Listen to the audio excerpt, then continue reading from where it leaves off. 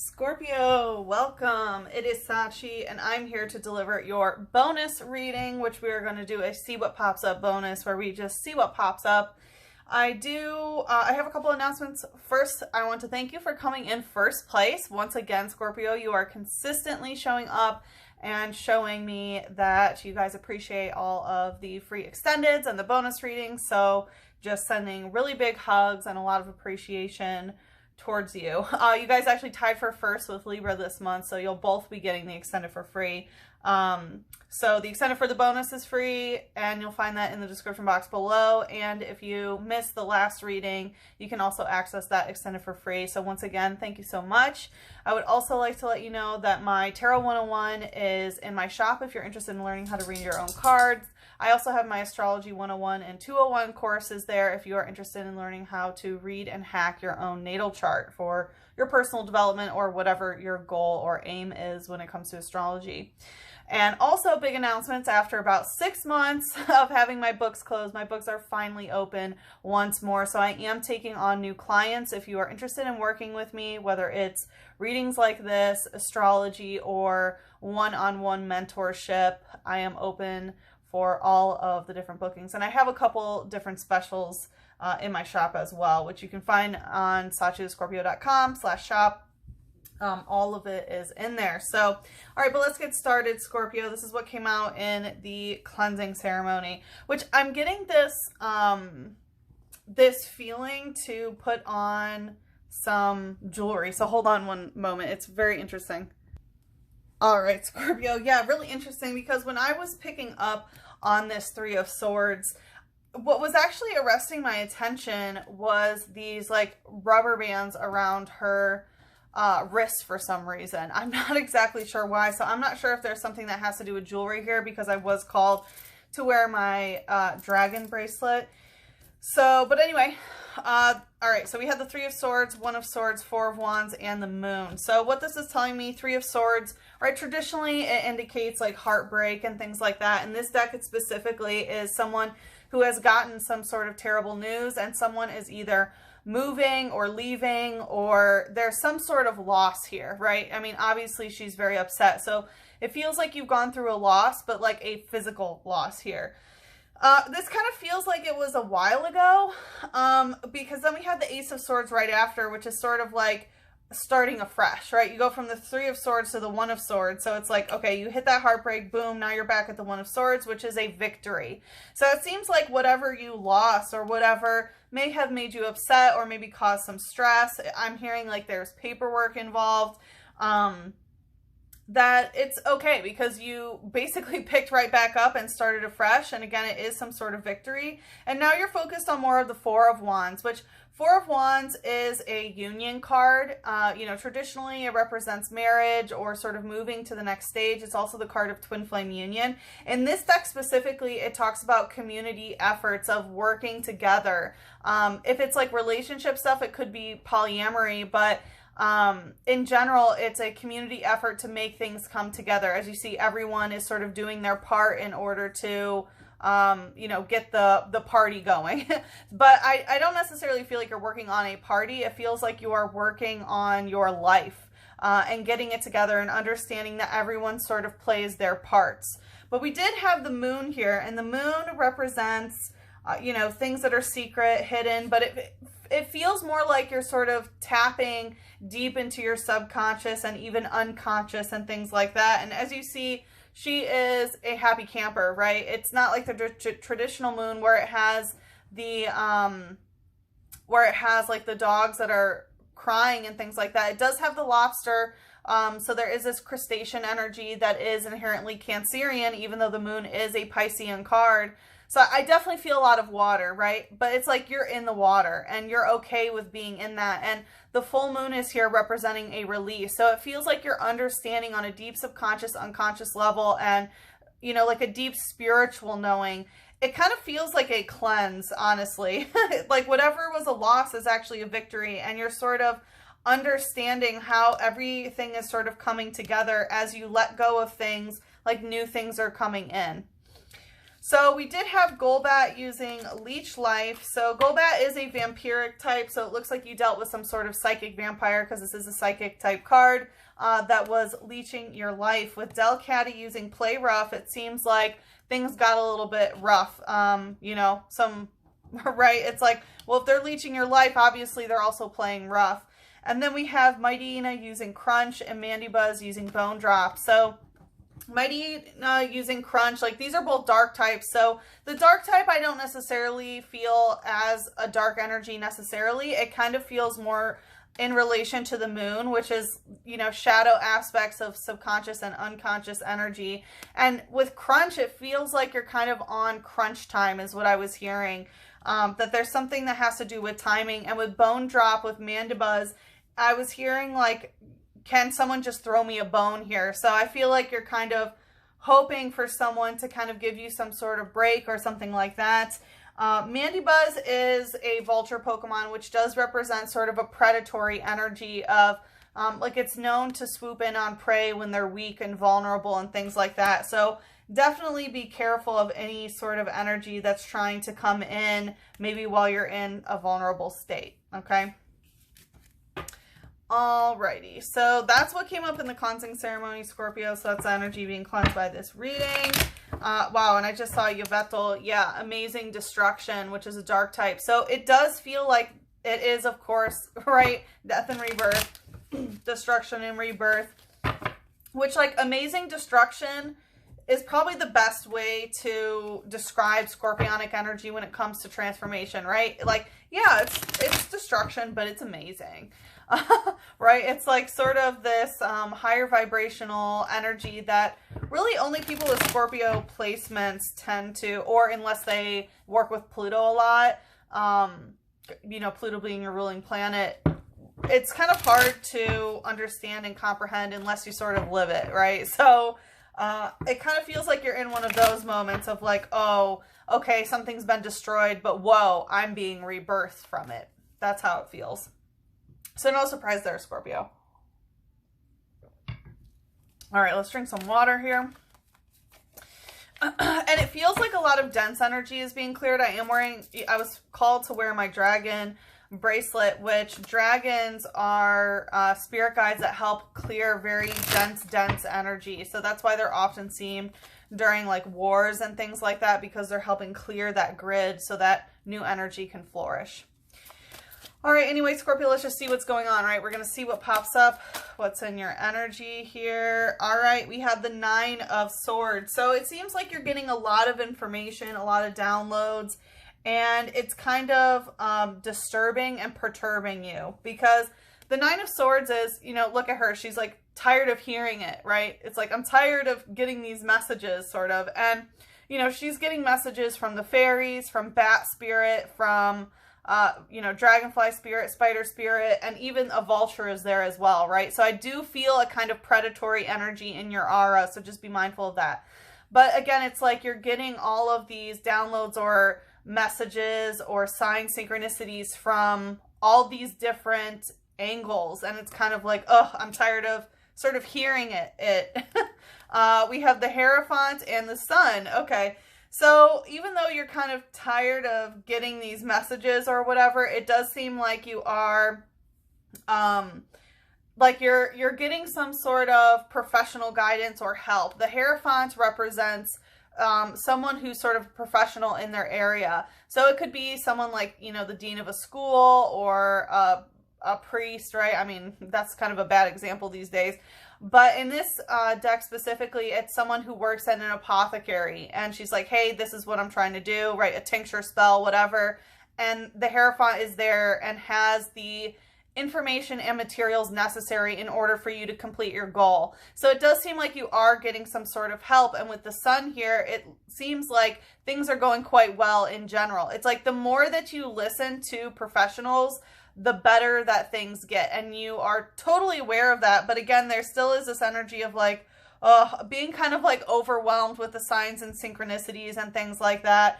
And, you know, we have Bat Spirit here, vampiric energy. We have Vulture Spirit here, which is that, you know, kind of predatory, right? Vultures show up and typically eat things that are already dead, right? They're, they're similar to like fungi spirit in that way. And spider spirit is a you know, which is an emanation of Scorpio, right? It's the lowest vibration and energy of scorpionic energy is spider spirit, which is all about sort of fear and the way that things sort of weave together. Dragonfly spirit is a death and rebirth sort of transformational energy. So again, there's a lot going on and it could be overwhelming and you're kind of like, just like give me some peace for a second. But again, at the same time, you're like, okay, well, the more that I'm doing this, the better that things are. You know, things are coming to light.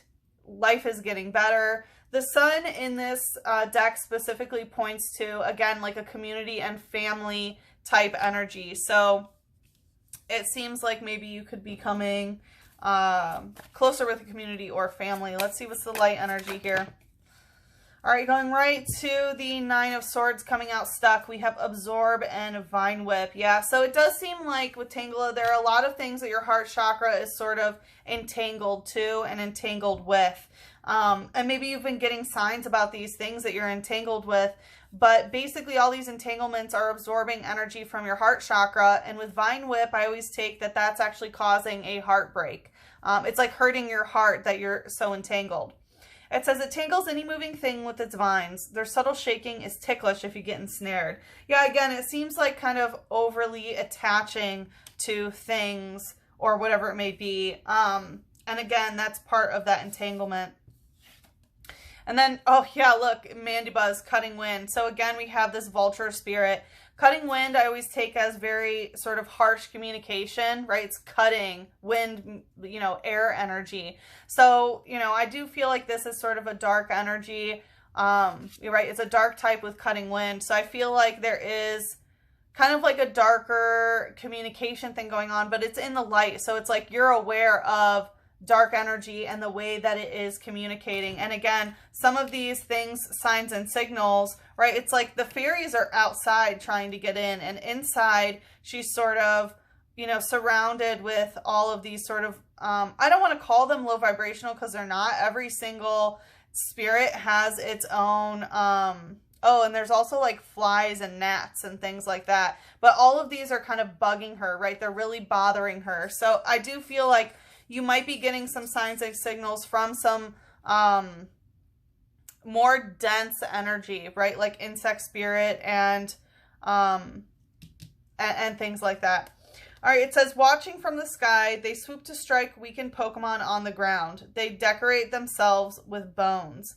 So it's talking about, you know, watching from the sky and then whoop, swooping to strike weak Pokemon on the ground. So again, it does seem like there could be a little bit of predatory energy that might be sort of watching in order to try to strike you when you feel down. So just be very mindful. And maybe you did have some sort of moment of weakness or, you know, feeling like you're sort of down and out, and then boom, like more dark energy comes. So just be very mindful of that. It's talking about decorating itself with bones. You know, typically this card gives me energy of someone who might just want to bone and sort of takes pride on that energy, and kind of predatory that way. But I'm not really feeling that for you here. Let's see what's in the shadow.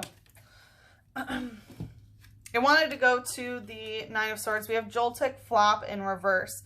So again, we have a tick energy, which is kind of a parasitic energy again. But with Flop in reverse, it's telling me that you're not letting your solar plexus flop. You're not letting the light flop. You're still bringing all this light in, even as the shadow aspect comes to the light. So it seems like you're actively sort of dealing with all of this more dense energy here and listening to professionals in some sort of way or getting help from professionals.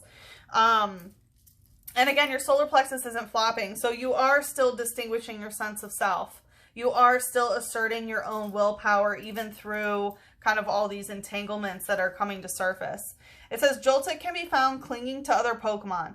It's soaking up static electricity because it can't produce a charge on its own. So this is talking about, you know, being clingy, being entangled, kind of codependent. I don't feel like it's you. It is the shadow. I feel like it could be someone else that is clinging to you because their sense of self isn't necessarily distinguished yet, or their solar plexus isn't fully charged. So they're trying to enmesh themselves in some sort of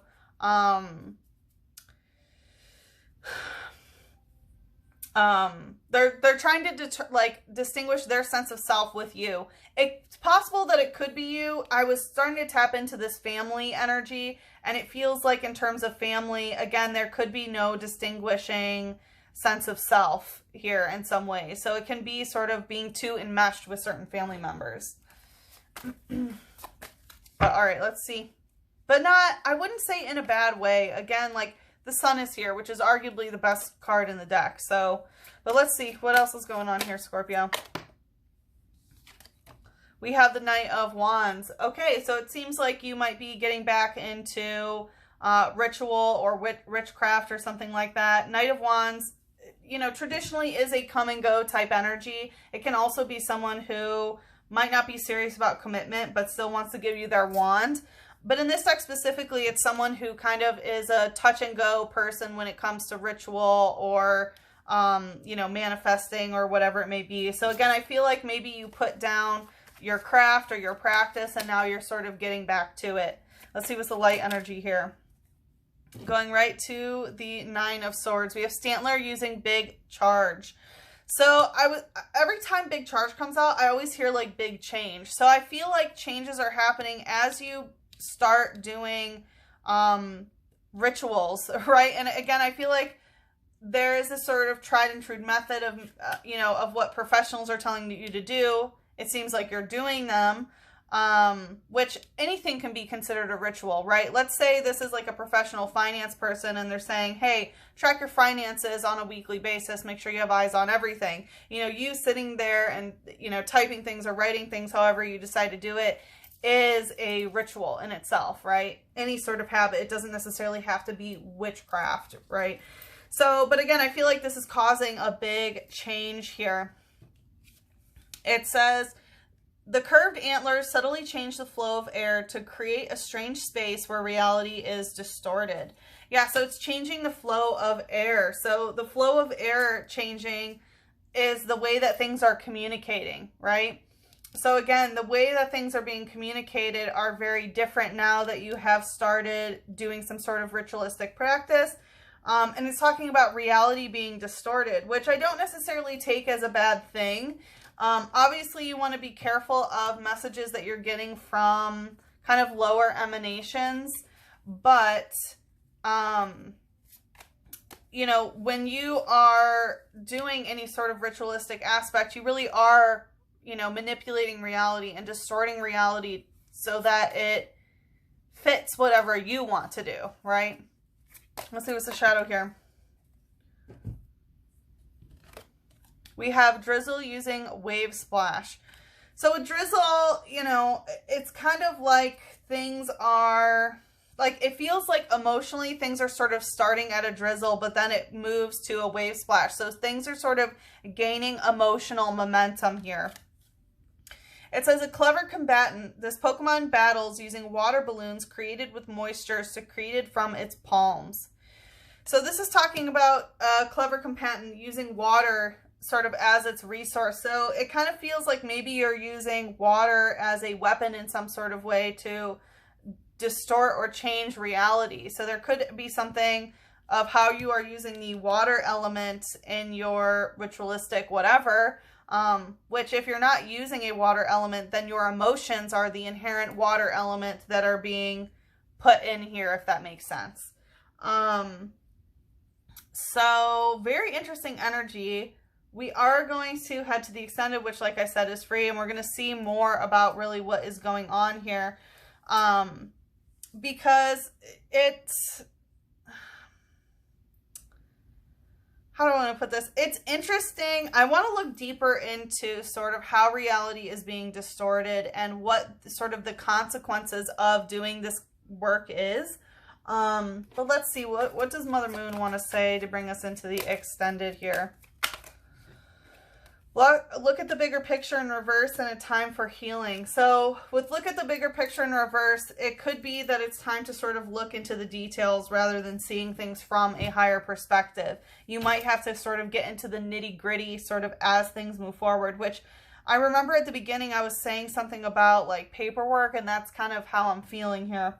And a time for healing with the balsamic moon. So it seems like you might need to put a little bit of energy into your healing journey and focus on healing your the energy here as it relates to the situation. So as I said, we're going to look deeper in the extended. It is free, so why not check it out? The link is in the description box below, and I hope to see you there.